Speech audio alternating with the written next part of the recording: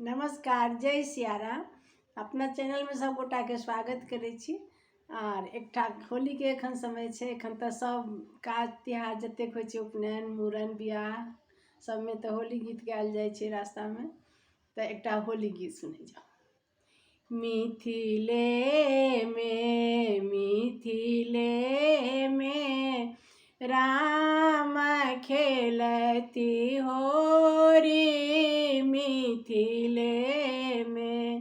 मिथिले में राम खेलते होरी। मिथिले में किनिका के पहिरन पियर पीताम्बर हो। किनिका के पहिरन चिर चोली।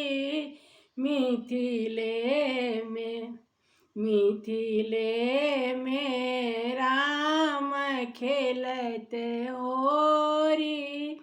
मिथिले में राम जी के पहिरन पियर पीताम्बर।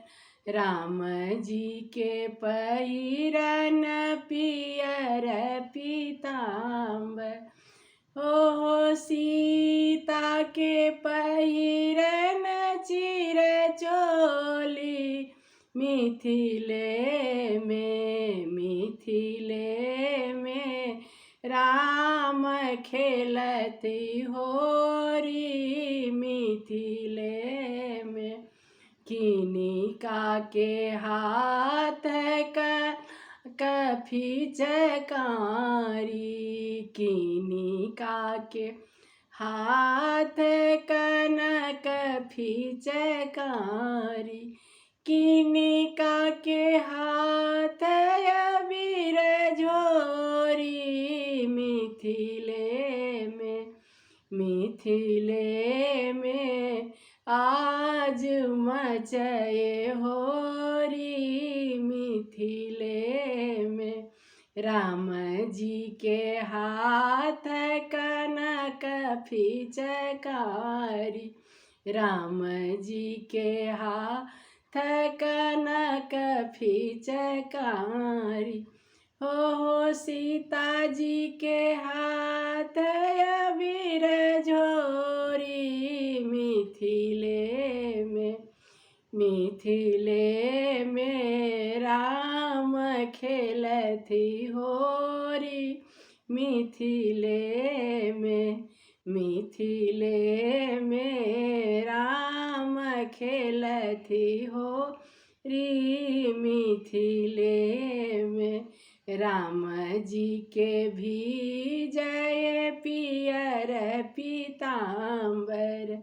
राम जी के भी जल पियर पीताम्बर हो। सीता के भी जल चिर चोली। मिथिले में आज मचए होरी। मिथिले में राम खेलत होरी। मिथिले में। नमस्कार, जय सिया राम। सुने जाओ।